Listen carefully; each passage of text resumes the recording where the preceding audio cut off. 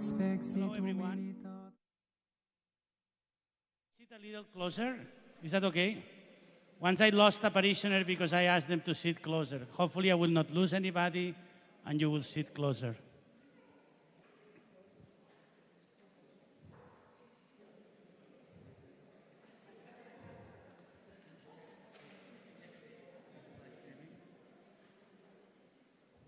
I think we have to, every year we make the same mistake to schedule this right after Mass for my own health. Either we schedule it another day or we give us more time because this is, you cannot imagine what I've gone through since the end of Mass to this, but here we are. We wanted to first show you that, oh, sorry. Let me do this, image freeze off. If you point at this with your cameras, you may be able to receive on your phones the presentation today, the PowerPoint. It worked for me. Nobody's doing it? Do it, do it. What?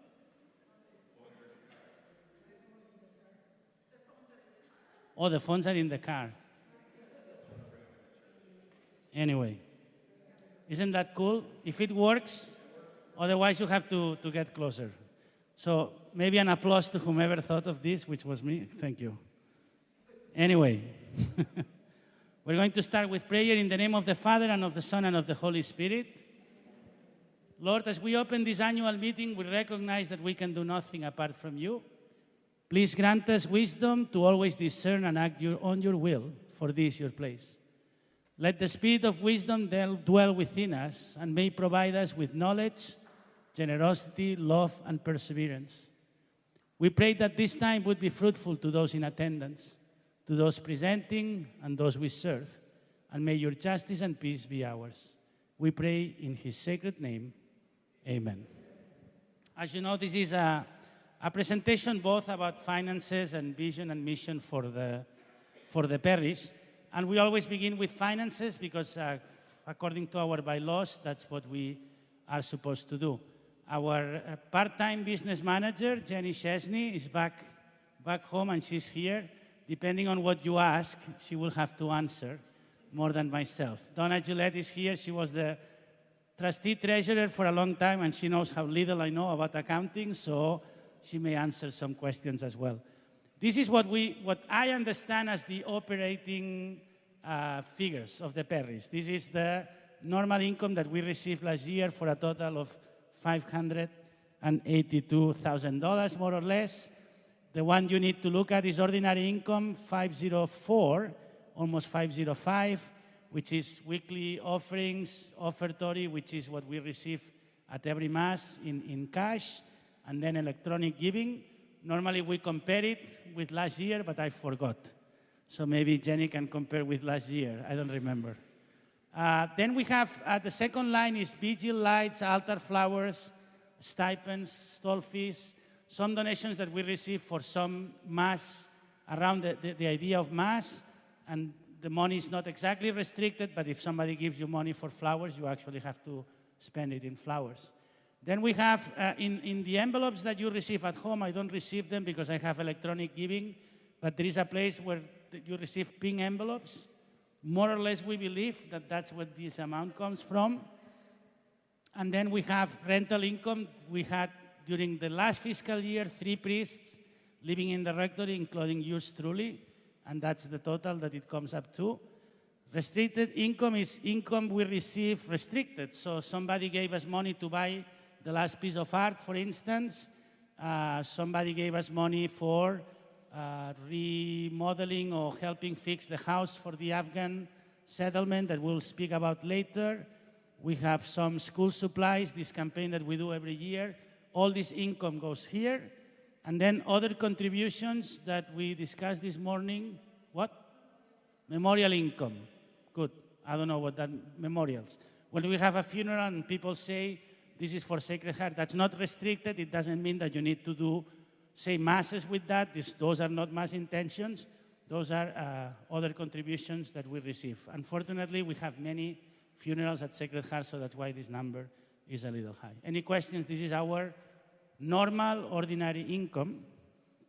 Accountants, I believe, call this over the line or above the line. Thank you. The two accountants here corrected me faster than a canonist would correct a liturgist. This is the expenses, salary and benefits, 211. You see the numbers? Buildings and grounds. I want you to look at Archdiocesan assessment is 5%. It will be this year also. The Archdiocese of Milwaukee had one of the lowest assessments in the nation, and now they are trying to bring it up a little bit.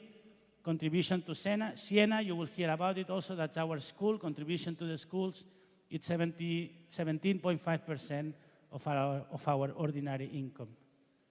During the year, fiscal year, this is for fiscal year finishing July 30th, 2022, and you know that we had still a mortgage that we don't have anymore, and some miscellaneous expenses for $523,000. So in looking at operating expense, income and expenses, we did run a gross profit. I'm looking at accountants, gross profit. The net profit, no. I thought the net profit was the next one. No? This one. No, what's happening? Something is happening.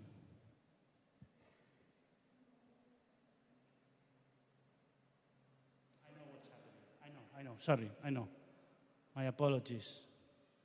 So you see, what we were missing is that our salaries and benefits, $211,000, it's 36.3 of our income, which is 70% average in the Archdiocese. So we are way below in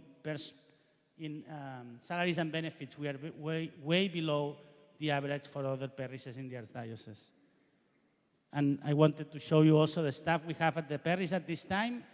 Yours truly, I'm 0.6 equivalent for a full-time employee. I'm full-time employment. I'm 0.6. I work in the Archdiocese also, Wednesdays and Thursdays. Jess Panlener is the full-time parish coordinator and director of faith formation. Jenny Chesney, 0.375, business manager. She looks, we discussed this over the phone, so you have to smile when I say this, because we talked about this. Kim Mandelko, part-time liturgy director. She told me this morning she spends like some 15 hours a week in working for Sacred Heart. Susan Szymanski, she owns her own time, so she comes and goes whenever she wants. She really runs this place. Lina Martin is our last hire, and she's a full-time administrative assistant. And Brad Malecki is our new maintenance person. We had Pedro Sanchez, if you knew him, for a while, but he got another job, so he couldn't work in these two places together. Brad works some 10 hours a week, which is 0.25 FTEs, and he will help us with, we haven't had a maintenance person before Pedro for a long time, and we believe this will be a great addition to our place. Okay, next one, if before it was what I call, and I think I was wrong, gross profit, the net operating surplus is 31, that's income minus expenses that I showed you before, but then some things that go below the line, and ask the accountants what that means, because I'm not able to explain it. That was a joke, an accounting joke, no? How do you call that? There are some things we add to this that are expenses that we are not ordinary expenses that would happen once in a while, I believe. For instance, here you see the mortgage principal we paid off. We are not going to have to do that anymore. Oh, you are clapping, thank you. No, it's your money, it's your money. Capital expenditures, this happens to be a furnace that got broken in the rectory, and we put one back because we wanted Father alive through winter. And then you see that's the net surplus, and then we add to this, so our investments, like everyone else's, got hit by $48,000. We have the investments in the Catholic Community Foundation. This is a relative concern. It actually doesn't help to make the numbers look good, but on the other hand, we haven't sold anything. We haven't moved our positions. So like many of you are doing, we are not looking at our investments. We know that sooner or later it will recover. We haven't sold any positions, so that should recover as the market recovers as well. Am I explaining this well?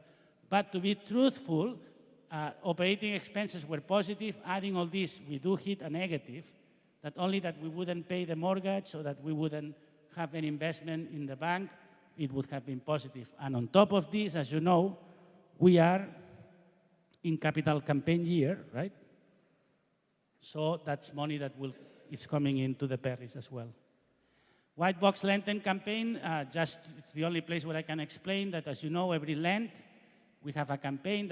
It's an in and out, so we don't see it in the information, financial information. And this year we had a goal for $20,000 for a water project, I believe, last Lent in Bolivia also, and we made it once again. This is assets. This is what we have in hand, the several accounts we have. The Love One Another checking, that's at this point. You will see the whole summary of the campaign.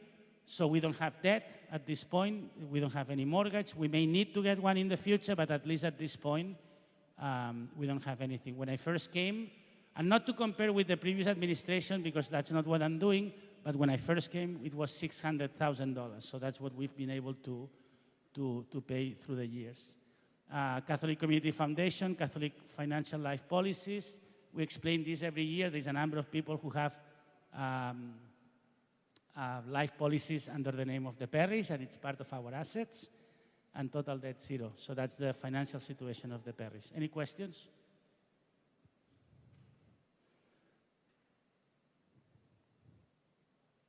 Mortgage is paid in full. Okay. So this is the Love One Another campaign. You know that this is going on. Our parish goal was $700,000. Our share was, as you know, 60% parish, 40% for the archdiocese. Our share is $420,000, and we have received to date $951,000 from 162 donors. So it's 130. If you calculate, it's 136%, but we've been saying 139 because our real parish goal is not 700. It's 690 something. But we wanted to round it. So when they calculate the percentage, it's 139%, which is a good a show of generosity of this parish. I wish we would get a little bit more. It would have been nice to get to $1 million. So if you haven't contributed to the capital campaign, you can still do it. We had to present a case, $200,000. Of the 60% that stays at the parish, $200,000 is for repairs, and we kept it very open so that it could be used in several ways. Upgrade church space, for instance, this railing we install, and the additional sound system we did. There is a formation area in the basement of the office that we are trying to rehab, to remodel. That's $70,000, and we will establish a fund for the poor, an endowment for the poor. We are the only parish that has something like this, but we wanted to make sure that helping the poor was part of our capital campaign case. Yes?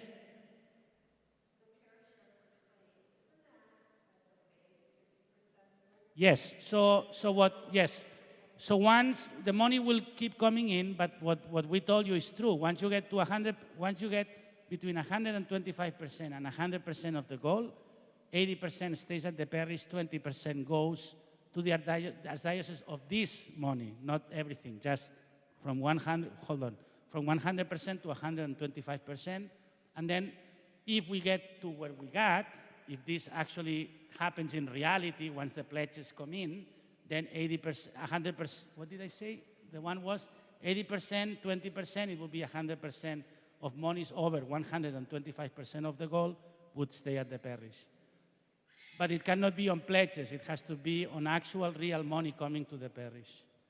So can we get another microphone so people can ask questions? Any questions about this? This is, yes. Do you have a number of how much has been actually contributed so far? Yes, here. So far, the money that we have received from the archdiocese, so the money goes to the archdiocese, they calculate the 60-40%, and the money we have received for now is $179,000. Is that what you were asking? Yes. And then the expenses is what you see. We've done the church railing, this carpet, the carpet in the chapel, the additional sound system, The installation, the artwork was given, but the installation was some money that we thought that we could pay from the capital campaign. The school boiler, the agreement with Siena that I will explain to you, or I can tell you now, is that 5% of any project that happens in the school building, we're still the owners of the school, the building. So Siena pays 95% and we pay 5% of this. So our 5% of this project you see in the back, about the boiler and air conditioning for the gym, our 5% was more or less $1 million. There was some discounts with government help. At the end of the day, we had to pay 5%, which is this $9,571 that you see there. Security cameras and fobs, this is 50% of a payment. We are reinstalling. We're installing new cameras. Safety, you know, the neighborhood is changing and we want people to be safe.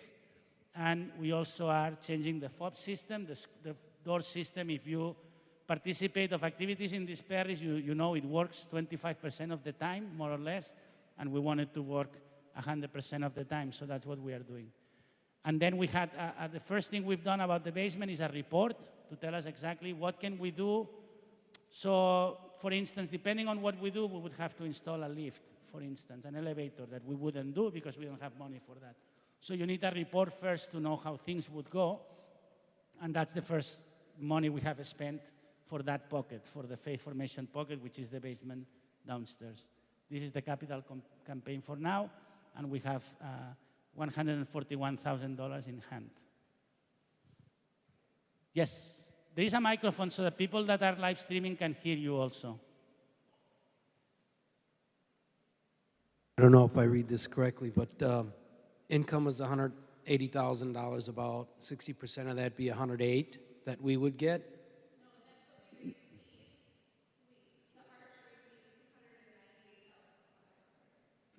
This is what we received at the parish. Okay. They have All right. taken their part already. Good. What I was saying about Siena, the agreement we have with Siena is that we give them 17.5% of our ordinary income.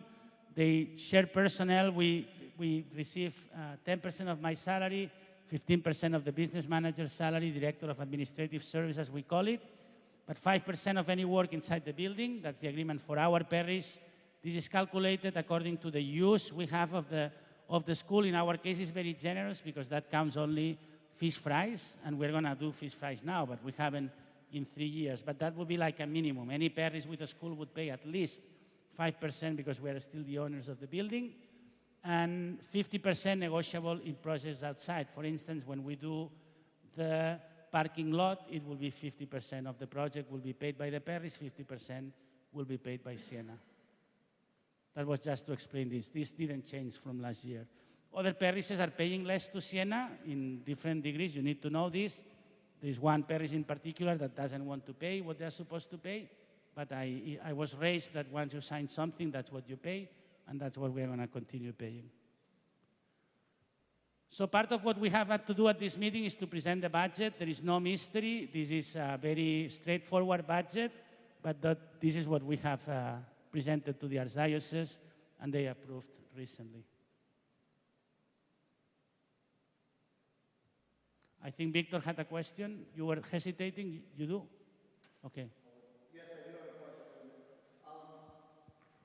Are there other forms of income such as renting out the gymnasium or fish fry or anything like that? Is anything like that in the works or possible? So we cannot rent the gym because according to the agreement with Siena, Siena uses the gym. Evening, our weekends, like Saturday, or just wondering. Imagine that the school gym is not ours. At this point, it's like a rental.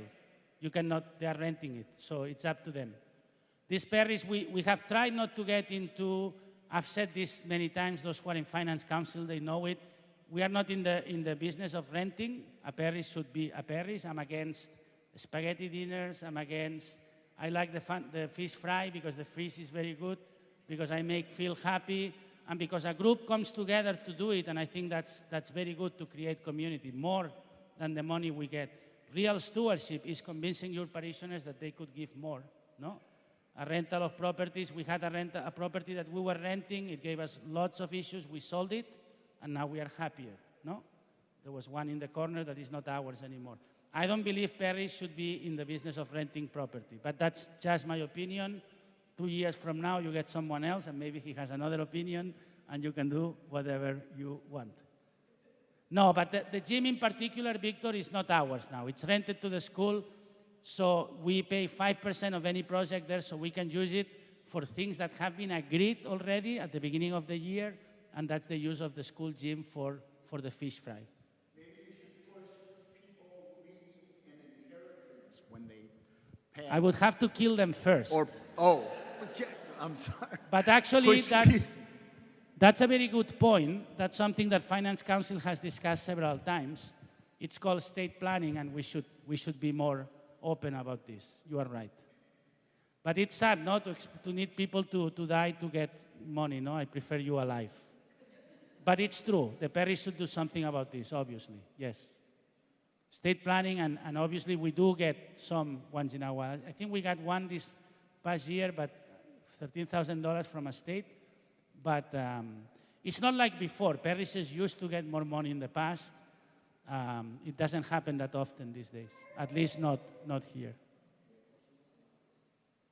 So this is the Catholic Stewardship Appeal. So you have your contributions to the parish, you have the capital campaign, but the Archdiocese runs this campaign every year. It's called the Catholic Stewardship Appeal. Last year we did great, and I think it's because people were confused and they thought that this was the capital campaign. I guess, otherwise I don't know how to explain this. We are not doing very well this year, but you did receive a mailing the last 2 weeks, so hopefully these numbers are better, but that's the last information we had. Catholic Stewardship Appeal, we have a goal of $39,000. We've struggled to make this goal the last 3-4 years, only that last year suddenly we overcame the goal by quite a bit. So who knows what happened there. Now we move into discussing membership, which is also always difficult because anything we tell you about membership numbers is what we have in the registry. And we are never sure if our registry really reflects accurately the membership at the parish. 1 year we may have time to do this, to clean it up, and probably this parish would be reduced. But at this point, officially we have 1,168 people at the parish. And we had 17 new parishioners. It says 37, but 37 people leave the parish. Some people don't tell us why. Some people don't call us when they leave the parish. So this number, it could be more, it could be less. We are not sure. Plus, with COVID, we are not sure who's really leaving the parish or just not showing up at Mass. Yes, Victor. Give the man a microphone that he can keep. Victor, I need you. Loud. How can you have 17 people pass away and only 8 leave the parish? That's not. Do you count? Answer. Answer the question, Sue. So the 8 that left the parish literally told us that they left the parish. We received it. The 17 that passed away, if you'll take the numbers and add them down, you'll see that it totals properly. So take the 37. What is of concern, as you can see, is that in 2014, for instance, we had 444 families. Now we have 502 families. This is a real loss. Between people who leave the parish and people who die, this is the numbers we have now. 502 families, which is an improvement from last year. But if you look at 214, for instance, 8 years ago, the membership of the parish has shrunk, thank you. But so that you know, remember that this is according to the registry. It would be quite a bit of a statement to say that this is actual reality. We think it gives us an idea. It's never good to reduce people in the registry, but who knows what the real numbers are. Do you know what I mean? Some people are registered to the parish, and they are not members of the parish anymore, but we don't know. And we feel maybe 1 year we'll have to send a letter to say, are you a member of the parish or not? The day we do this parish could be reduced 40% of membership, I think. This is new this year. Victor, are you okay? Question. Father, I have a question. It says we have 502 families. Yes. And in the Love One Another campaign, pledges only were received from 162 of those families. What has been done to encourage the rest of the families to contribute? I think a normal family at the parish would have received either a visit from me or 3 different mailings for the capital campaign. But what we cannot say is just because you give money, you are a member, so if you don't give money to the capital campaign, you are not a member of the parish. We're assuming that some people simply do not want to help the capital campaign, which is fine. So you don't get an answer from them that says, I'm not contributing at We this got point." some Okay. thank beautiful you. answers. You should see them. You should see them. Sometimes it's better they don't say anything if that's what they have to say. This is new this year. We were calculating a parish age distribution, younger people to the left, older people to the right. If you calculate the average, I'm the average age parishioner at Sacred Heart, almost 50, 49.85, but the median age is 54. That means a person 54 has as many people on top as down in terms of age. But what is concerning is when you look at the population of the United States, that both the average and the median is 38.5%. 38.8%. Do you want the microphone again, Victor? Father, my thought was just mention a membership drive, maybe. You need to put the microphone to your mouth so they can listen. I'm sorry, I thought I was loud enough. A membership drive. I would be willing to organize something like that maybe next spring, early summer. Maybe we could get a pamphlet together where I could get a group of students to volunteer and walk down the neighborhood and put pamphlets in the doors, if something, something that would be uplifting, telling people about the church, about the community, and inviting them to come to one of our services and to check it out. And I mean, it's an idea. It is a good idea. Investment by coming up with these pamphlets, but getting volunteers to walk the streets and pass them out in the area. If people come, people come. If you get Sure. 5 families out of the 200 pamphlets you pass out, maybe it might work. Very good. It's an idea. It's a good idea. We had another designer, Mike is our designer, but we have another one, Tim, who said that he would put together a pamphlet, no? A triptych, how did he call it? Trifold about the parish so that we can give it to people across the street in the new apartments, for instance. But it's a good idea, obviously. I was on age just to show you that we are a congregation that is getting older. I cannot calculate this from 10 years ago. I don't know. But if the population average age in the US is 38.8 and in our parish 49.84, 10 years difference with the normal population is quite a statement. If you see, there is a place where the line goes down, and those are the ages of people. If I remember correctly, it was, you see, from 32 to 43. That's that jump down that goes, and that's precisely the generation we don't have. That should be. It would be very interesting to have.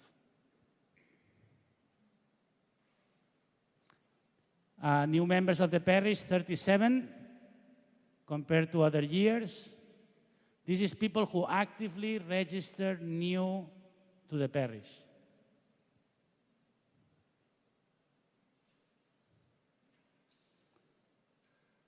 So this is yes, Marianne. I have a question about the new parishioners. We get their names in the bulletin, but we don't know what they look like. Is there any consideration? What would you do? Well, In the books I read about parish management, what many parishes do to ask them to introduce themselves at Mass, they tell us not to do that. That's one of the worst, one of the best things you can do to drive people away. That's what they say. Oh, or If there would be another way to do it, I was thinking maybe just having coffee and donut holes once a month and ask any new parishioners to join us, that at least we get a face. okay. Thank you. More than membership, the numbers are a little smaller, but maybe you see them on your phones. To the left, you have the attendance that we had at the parish before COVID, 427, 491, 436. That gives you more or less the average of people coming to Mass. And to the right, you see what we've been doing lately, 331, 297, 292, 374. I don't know if we counted this weekend, but that would give you an idea. We think we are almost 75% of Mass attendance compared to pre-COVID times. It's consistent with what many parishes are experiencing also. Now it's, yes.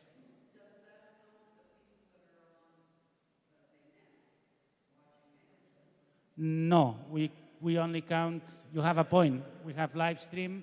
The question was whether we count or not the people who are watching online, and we don't. The watching online also is difficult to say because some people watch it live, and then some people come afterwards, maybe they watch 5 seconds and they go into something else. So we don't know exactly how many people watch either live or later full time, I mean the whole thing. And we want to continue doing this ministry. It has brought some parishioners and some friends of the community, of the parish in other states. So we want to keep it, but nothing replaces Mass in person, obviously. Sure. The count for this weekend was 356.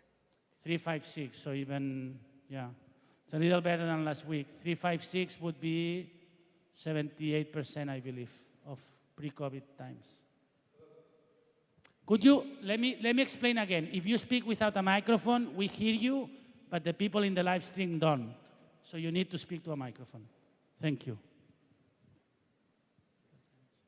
My question is on August 28th, both, it seems the 10 o'clock and the total were a bit above average. What, was there an event on the 28th? I don't remember. August 28th? I think it was the Martins. Wasn't it the Martins brought, they had a blessing, and I think they brought 50 people with them. So that's what we can do every week, have the Martins celebrating their wedding anniversary every week. Good point. This is sacramental life, baptism, first communions, marriages, funerals, confirmations, RCIA 0. It may change this year, but it's true that it's our, it shows that we are not an evangelizing parish. That's obviously true. Membership numbers and RCIA numbers show you that we are a parish very generous, lots of social justice action, I believe, but we are not a parish that goes out, what Victor was saying, goes out and brings people to church. It's one of our issues, I think. Family faith formation, I will leave, it's a blank slide because our director of faith formation will give you a bit of a presentation. I'll take the child.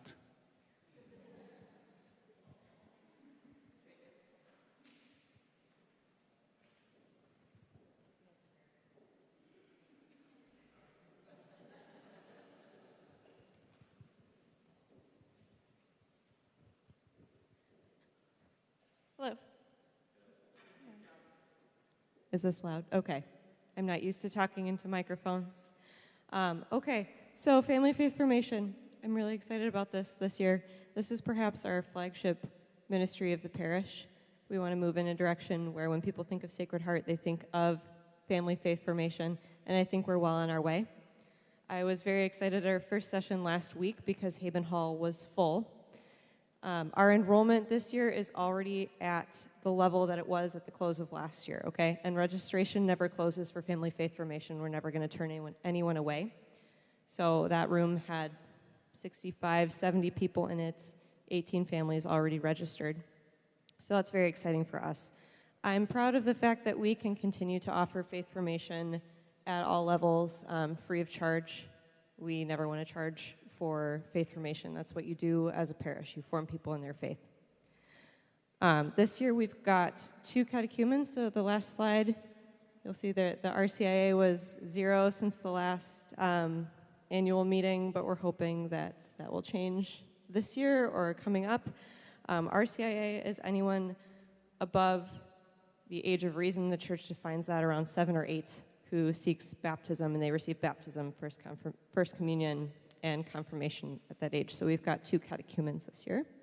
Very exciting. 7 teenagers seeking confirmation this year. Let's see, what else? Our catechist pool is growing.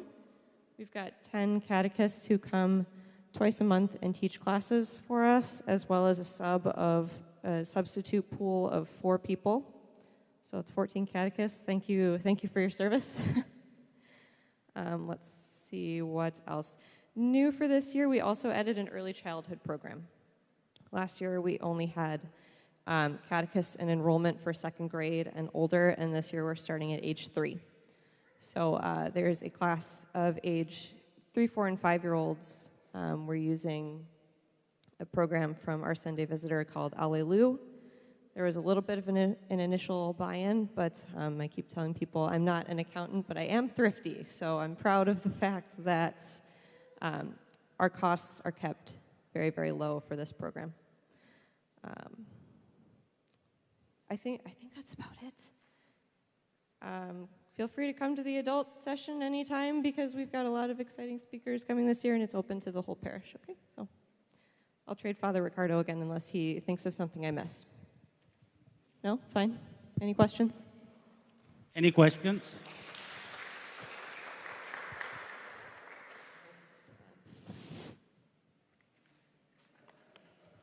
So you know, what Jess was saying about the adult formation part, you know that, no? The adult part of the faith formation program is open to all parishioners. So, and we had the first talk, I think 3 people that were not part of the program came, but, you know, ministries.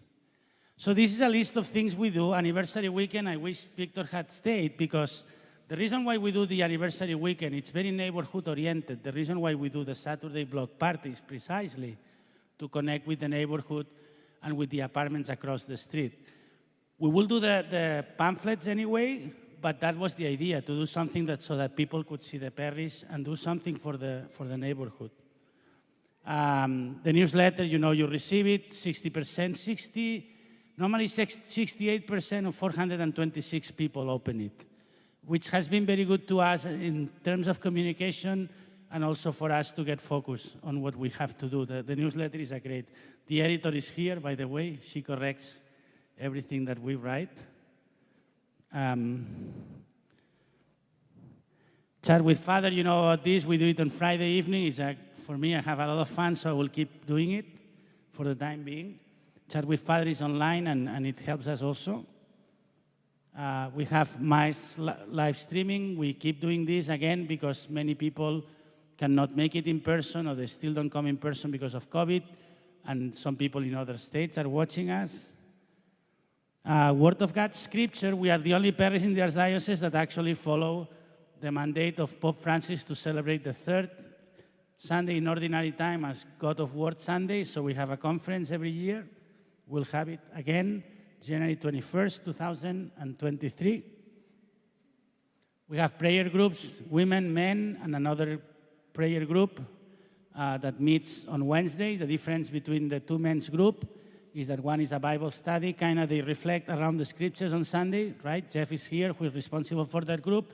Steve Martin is responsible for another group that meets for topics. They have videos and they have things about different topics of our faith, and they meet on Wednesdays.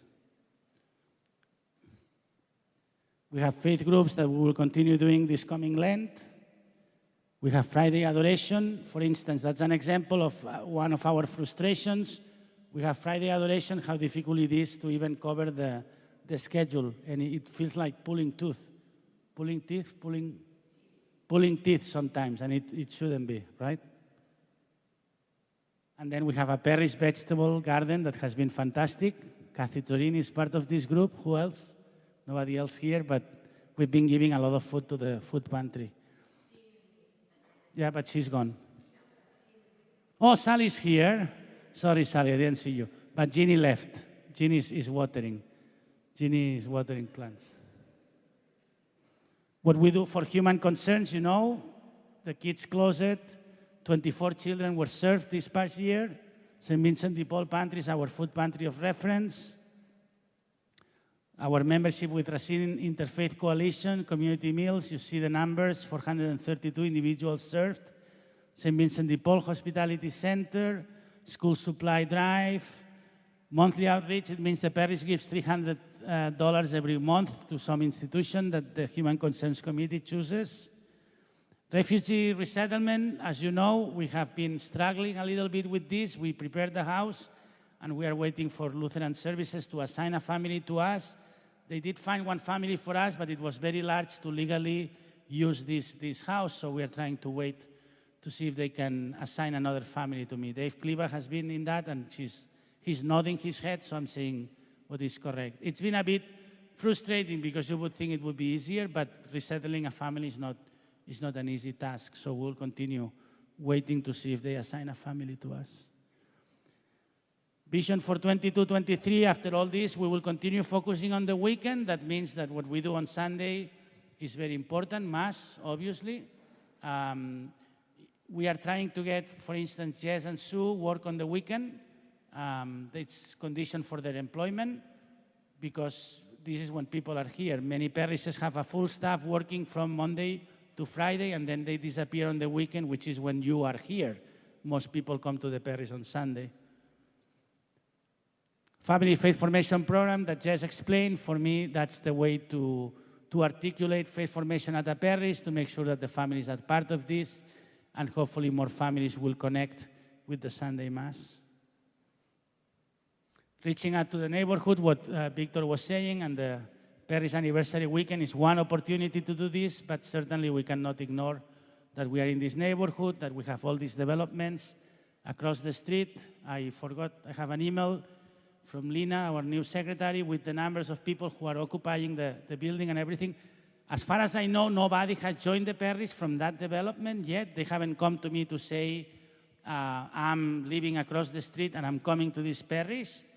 I haven't seen anybody who could probably be under that, but who knows? You know, we have to, we can do something, but it's obvious that this is a Catholic parish, and if you live across the street and you are Catholic, I suppose you would try this place first. But we will do pamphlets also, and we will tell them, by the way, you say where it says Catholic Church, it's a Catholic church, actually, you know.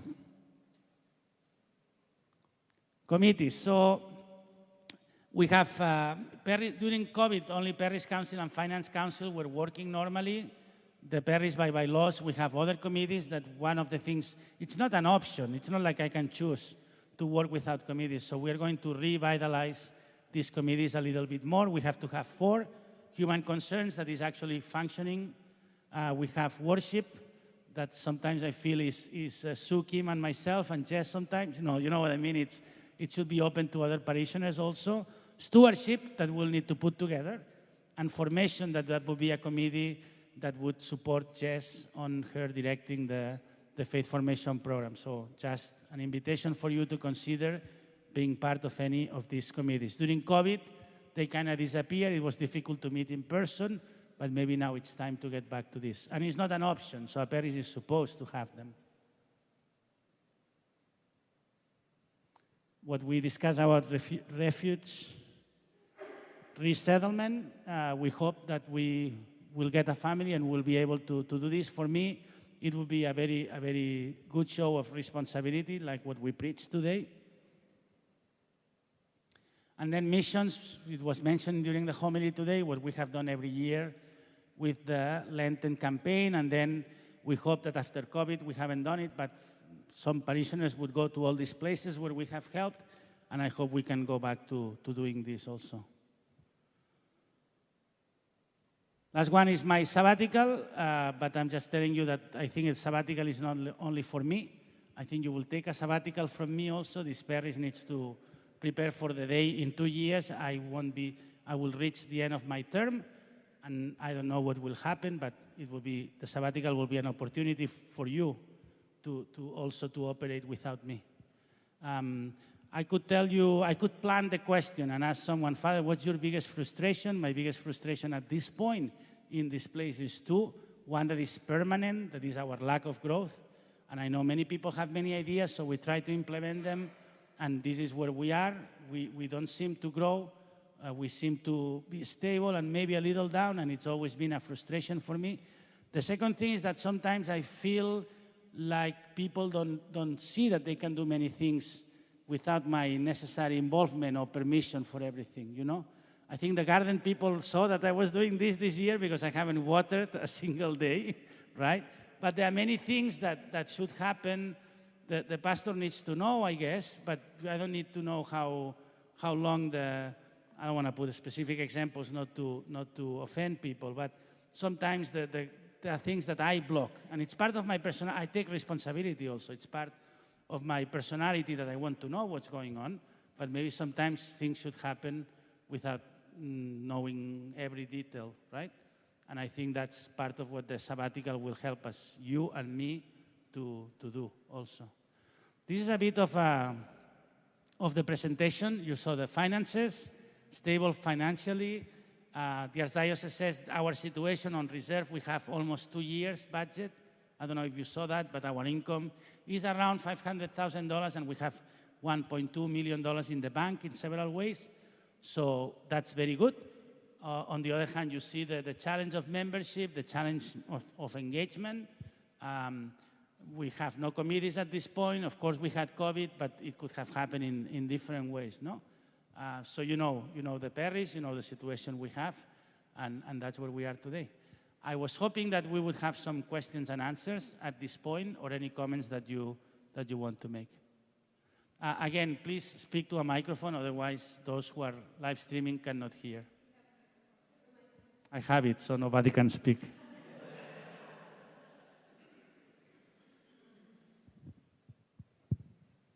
This might be, is it on?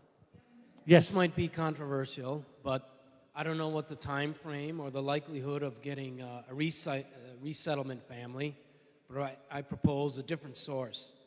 And resettle them, provide English classes, ESL classes, citizenship classes, get them gainful employment, and that would be the immigrants from the South. And they're termed illegal immigrants, but whatever you want to name them, they're being bused to different cities, and it's my opinion that everybody in this country should help if they're going to do that. So that's just an idea. I think at this point we're open to anything, right, Dave? Dave.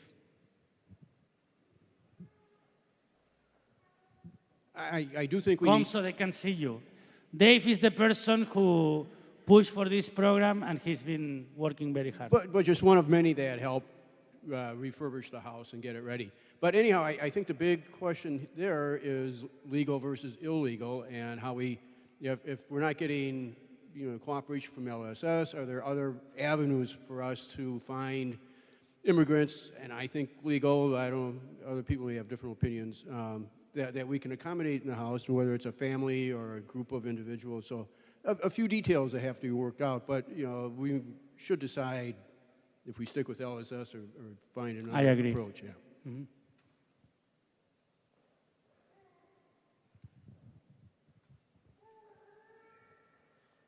First of all,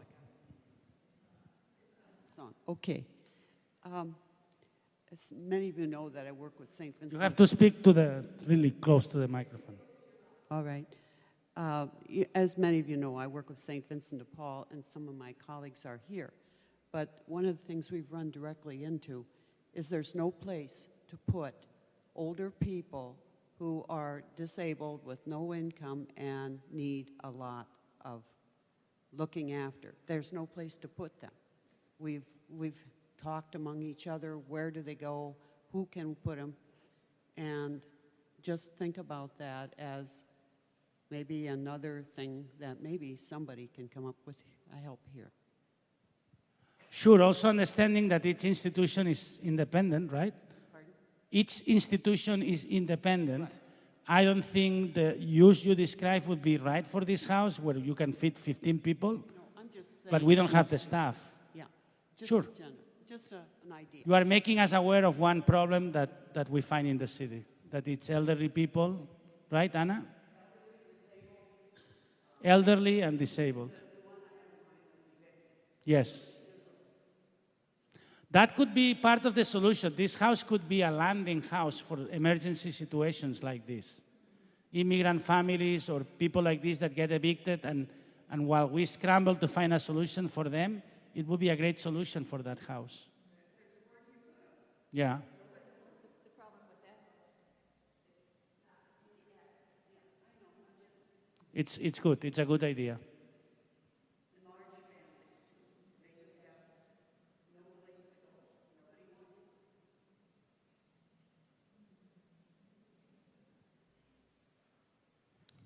I'll share with, she's part of St. Vincent de Paul, and they do have an Afghan family, and it's now growing. But I can tell you, the people who are involved in that spend an awful lot of time with them, because when they came, they had no driver's license, they couldn't speak English, and now they've gone all above that, and they have jobs and a car. But it takes a lot of time. Something happened that St. Vincent de Paul got a family right away. How many members? 7. We were 9 members now, but 7 when they got it. And we were, I guess, Lutheran Services was looking at us as a place where they could get a larger group. And when they got us, the larger group was too large. It was 19 people that the insurance said no way. So, but you are warning us that that's a lot of work. Helping the poor is not easy, yeah.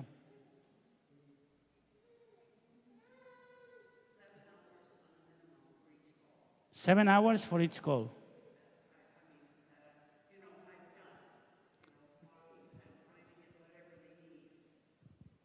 Very good. You are telling us that each time that you get a client from St. Vincent de Paul, it's 7 hours. More or less.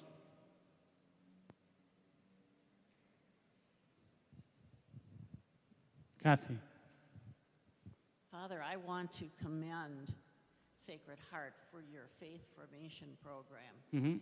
The fact that you could bring children in and their families together is great, and at no cost to the family is wonderful.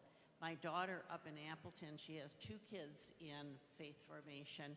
It cost her $300 this year. I never understood why parishes charge for this. I'm thinking about not charging for... So if a parish had good stewardship, then you can afford not paying for faith formation, because it's crazy to say that you want to grow and you want to have families and you want to propagate your faith, to explain your faith, and then charge these amounts to faith formation doesn't make any sense to me. I think we should be very original and stop charging for funerals, stop charging for weddings. We don't charge for baptisms. The other side of the coin is that people take advantage. We have people who don't contribute a single dollar to the parish, people who criticize us left and right, who take advantage of our free offerings too. But, you know, Jesus was crucified, so we can take that. One question for you. You mentioned the talk that you gave last week. I think the microphone is off, or... I'm not close enough, maybe? I don't know. Okay, but the talk that you gave last week, was it recorded and is it available? It's recorded, but the person who edits the videos hasn't had time to put it together yet. Okay. I think sometimes people, you know, have other commitments on that Sunday, and but like for me, I would love to hear it. Well, I'll call the person who edits the videos to see what the heck is going on. It's me also, so I'm criticizing myself. Any more questions? I'm still happy to be here, only that I am 50. I've said this many times. I have spent in this place the 10 best years of my life, no? And then you look behind sometimes and we have some of the same issues we had 10 years ago, so I feel a little bad sometimes. But it's part of reality that we deal with blessings, with good and bad news at the same time, and overall, I think this is a great place. Anyway, I wanted to thank you for coming here. I don't know if you have any more questions. Any more questions you have? There are many ways to get us to... Oh, there is a question. So my question is, so of all the parishes that you know, they must be increasing. So who are they and how are they doing it to increase their parishes? I don't know. I would question the how do you say that? No, there is the premise of the question. You said that I know other parishes that are growing? Okay, well, you would like this one to grow, so I'm assuming... Yes, I don't look at other parishes. Okay. So I know you speak with other priests. So how are they increasing their numbers? I don't know if they are increasing or not. No. I don't know that. I don't know. Does anybody know that? Whether the other parishes around the surrounding Racine area? Yes. If they're increasing? I don't know. Do you? Okay. I don't know if other parishes are growing. What I do to learn about growth is I go to conferences. It's been a while because of COVID. I read books, but I'm not sure many parishes around ours are doing that much. But I try not to compare with other parishes. I know, are you asking about best practices, what other people are doing? So why is there such a great concern then for your parish? Because your parish is thriving very well, and you also have good, by your statistics, it looks wonderful. Because I think that's one of the problems we have in the Catholic Church. It's the only industry, between commas, obviously we are not an industry, where not growth is acceptable, you know? I worry about this parish because it's mine. That's the one. I'm not responsible for any other parish. But I'm looking at 15 or 20 years from now, and either we create a turning point in the age data, or you know how this curve is going to look in 15 or 20 years. I think this is a great parish, but I want it to be great 20 years from now also, if possible. Plus we all believe in growth. If you have a store and you sell something, you want to sell more, no? It's organic growth. Jesus told us to evangelize, so. And so, our families, are they growing? Are they only 1.9 children? I know, but yes. So we can't have a future if our women aren't having it would be this or many other factors that would make the Catholic Church not to grow in many areas. I understand that. I understand that too. Yes. Still, there are so many people, even though you are right, there are so many people in church, so many people that are not coming to church, that even if you consider all the negative data about the lack of authority the church has lost, or many data that you can look, the culture, the NFL on Sundays, children's sports, despite all this, there are still a lot of people who are waiting, I believe, for us to reach out to them. So, but it's a great question. And I didn't want to be funny at the beginning of the question. I really don't know. I don't think any parish in Racine is growing fantastically, that's for sure. I think many people find there are some parishes that have received traditionally some membership without them doing much, St. Lucy or St. Paul, because of the great location, no? But I'm not sure they do anything. Many people are trying many things. We have dinner meetings, we share a little bit, but I don't remember anything that I heard, oh, this is super original. Everybody's trying to do the right thing, the right things, but I don't remember any fantastic idea that I said, I want to imitate. One more thing. Thank you. We're looking at all what could be from outside, more members and all that, but we look at our own members and the growth in their faith, not necessarily by attendance at something, but Yeah. Your own personal development. And I don't know how you measure that, but an observation would be that it's growing. It's a very good question, but I think we have, they call it, these books I read, they call it vertical and horizontal growth. Horizontal growth means the growth of the members that are already there, or the other way around. I'm confused. I'm very tired right now. But that's true also. I believe 1 year we had faith groups and almost 100 people registered to that. We are not there now. So I don't know. I know it's not only about numbers, right? But how else do you qualify this? I wish there would be more engagement. I wish instead of 30 people on Chat with Father, we would have 200. I wish we had 1,000 people coming to Mass. This will be our cross, I guess. Yeah, but, and it's not true. What I read in these books or these conferences is that some people say you cannot grow horizontally. You cannot grow in numbers. So some people say you cannot grow in numbers if you don't grow deep, or that one growth sacrifices the other, and that's not true. You can grow in numbers and in depth with those who are already here at the same time. You know what I mean? I'm explaining it terribly, but I think, there is no contradiction between growing in numbers and growing in depth with what those you have. You can do both at the same time. Any questions? That's it. Thank you very much for coming.